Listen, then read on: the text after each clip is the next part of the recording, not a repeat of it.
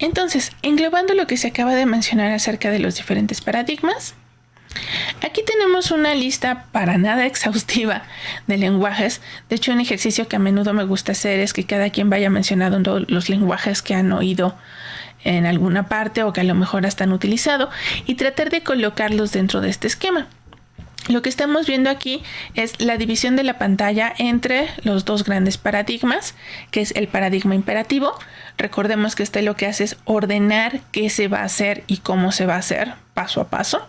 Está altamente ligado al hardware de la computadora. Y por otro lado tenemos el declarativo, donde simplemente decimos cuáles son las restricciones que se tienen que cumplir y queremos que la computadora por detrás tenga un programa intérprete ya con una serie de reglas de deducción que pueda resolver el problema. Observen que en esta pantalla es a propósito que no existe una línea dibujada, por ejemplo, de esta manera. Ay, perdón. No existe. Y eso es porque a veces los lenguajes tienden a invadir un poquito uno u otro paradigma.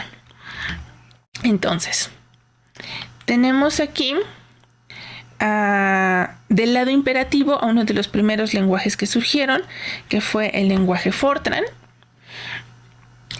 Después tenemos dentro del imperativo los estructurados, donde ya la información está un poquito más organizada. Viene dentro de estructuras, hay ciertos constructos para organizar los comandos de control. Y aquí el ejemplar más famoso es C, que a la fecha sigue en uso, se utiliza sobre todo para la programación de sistemas operativos. Entonces, si les gusta mucho trabajar cerca del hardware, seguramente van a estar trabajando mucho con C. Después tenemos aquí ya los lenguajes orientados a objetos. Insisto, domina mucho el paradigma imperativo entre estos lenguajes. Notablemente C++ es una versión con orientación a objetos de C. De hecho, hay muchísima compatibilidad entre estos dos.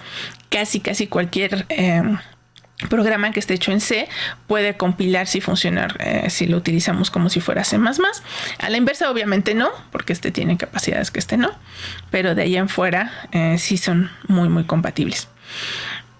Está Java, que es el lenguaje que vamos a utilizar en este curso. Este nos va a servir precisamente como siempre le llamo yo a la tierra del medio,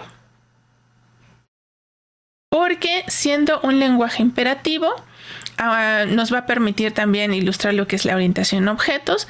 Y además, si de aquí queremos movernos para acá, vamos a ver que de repente sí tenemos algunas maneras todavía de implementar en Java cosas que podríamos querer hacer en estos lenguajes. Obviamente aquí vamos a tener que hacerlo con un poco de trucos, pero todavía se puede. Entonces, empezar con este tipo de lenguaje es un buen punto para poder brincar después hacia el paradigma que nosotros queramos. Tenemos también el famoso PHP, que se utiliza muchísimo en la programación de páginas de internet, de sitios web interactivos o con contenido que se personaliza para cada uno de los usuarios. En sus primeras versiones hubiera entrado más bien aquí en la categoría de estructurado. A partir de la versión 5 ya se introdujo la orientación a objetos y la verdad se volvió un lenguaje bastante más ordenado. Tenemos también un muy buen representante de la orientación a objetos, que es el lenguaje Ruby. También es utilizado para la programación de Internet. Y este sí es lo que llamaríamos un lenguaje orientado a objetos puro. Después veremos que Java todavía tiene un pie ligeramente pegado al lado estructurado, ¿no? Ruby no. Ruby es más puro en este sentido. Python es un lenguaje bastante curioso. Se le conoce como un lenguaje de scripting porque fue pensado para realizar pequeños programas en forma de scripts. Es un lenguaje muy fácil y rápido de aprender y de empezar a utilizarlo. De hecho, en otras carreras, este es el primer lenguaje con el que empiezan a programar. Sin embargo, también es un lenguaje con el que hay que tener muchísimo cuidado. Es un lenguaje que da muchísimas libertades. A diferencia de Java, que fue diseñado precisamente para trabajar con estos sistemas muy grandes, Python no. Python fue pensado para prototipos rápidos, a lo mejor para un estudio científico que quiero programar hoy y ya estar corriendo mis experimentos al rato. Algunos prototipos hasta se pueden hacer en cuestión de minutos y simplemente ejecutarlos. Contiene orientación a objetos, contiene programación de alto nivel que de hecho no tenemos disponible en Java. Además, todo es desbaratable dentro de este lenguaje. Hasta el mismo comportamiento por defecto de algunos elementos de la orientación a objetos se pueden personalizar. Entonces, es un lenguaje extremadamente flexible que, si se quiere utilizar para cosas un poco más complejas, requiere muchísima disciplina de parte del programador. Entonces, aquí otra vez, ¿por qué empezamos con Java? Vamos a ver a lo largo del curso cómo Java nos va a obligar a ser extremadamente formales con nuestro manejo de nuestros datos, con nuestra forma de plantear los programas, y nos va a volver disciplinados. Nos va a enseñar una forma de pensar y de organizar tanto nuestra información como nuestros programas, de tal manera que nuestros programas puedan escalar, podamos trabajar en equipo y podamos hacer cosas realmente grandes que funcionen. Una vez que tengamos esa disciplina, pasarnos a Python, pues nos va a permitir que programemos en Python como si estuviéramos en Java. Es decir, vamos a trabajar con la misma disciplina, aunque Python no nos va a obligar a utilizarla. La ventaja de hacerlo así es que entonces sí vamos a poder hacer sistemas un poco más grandes con Python si nosotros como programadores mantenemos la disciplina. Recordemos que las técnicas que vamos a ver aquí se introdujeron porque precisamente los lenguajes que no las usaban estaban produciendo estas pérdidas gigantescas de millones de dólares, etcétera, etcétera. Entonces, si olvidamos lo que aprendimos aquí, cuando entremos acá, pues tampoco vamos a poder hacer sistemas muy complejos que digamos, solo cosas sencillas.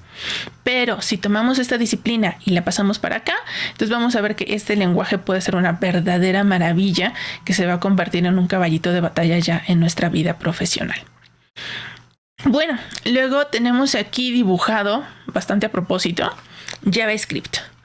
JavaScript es un lenguaje bastante simpático. También es muy famoso por su uso en la red para las páginas interactivas. Y lo puse aquí a la mitad con un pie orientado a objetos, con un pie funcional, porque precisamente si preguntamos por él, muchos van a decir que es orientado a objetos.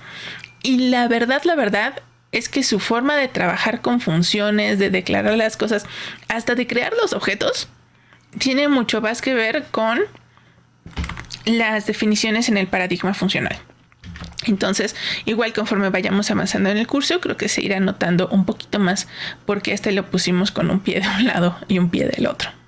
Es un lenguaje muy bonito, realmente se los recomiendo mucho, pero sí creo que hay que orientar un poco mejor dónde está el paradigma de este lenguaje. Luego tenemos aquí a dos grandes representantes de la familia funcional, que son Lisp, un lenguaje pensado originalmente para procesar listas, y el mismo lenguaje tiene forma de listas de listas de listas, y Scheme, que en realidad se le conoce como un dialecto de Lisp, o sea, está derivado de este, son parientes cercanos. Ahora, el origen de este lenguaje fue la inteligencia artificial. Lo que se quería era procesar lenguaje natural, se querían crear computadoras que pudieran programarse a sí mismas.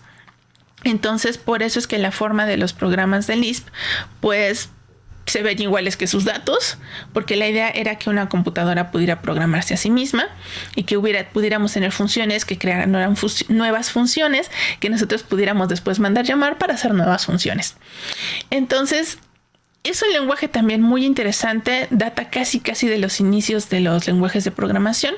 A la fecha, en el mundo académico es sumamente interesante. Aquí creo que debería de agregar también a Haskell, que es otro lenguaje funcional que a la fecha se usa. De hecho, ya lo empiezo a ver también en el mundo industrial. Y finalmente tenemos el tercer paradigma, que es el paradigma lógico. Aquí tenemos prácticamente un representante con vida, que es Prolog. Ha tenido varias versiones a lo largo de la historia y lo que hace es utilizar lógica de primer orden para resolver los problemas.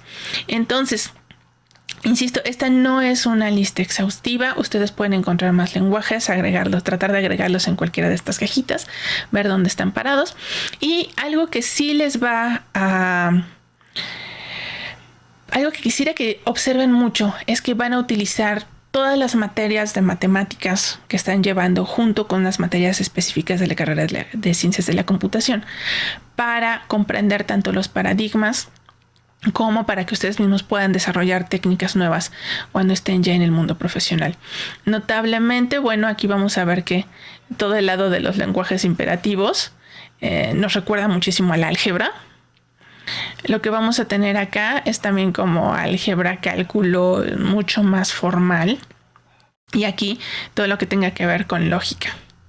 Entonces, todas esas cosas que van a estar viendo alrededor de las materias de ciencias de la computación, van a encontrar que aquí tienen aplicaciones directas.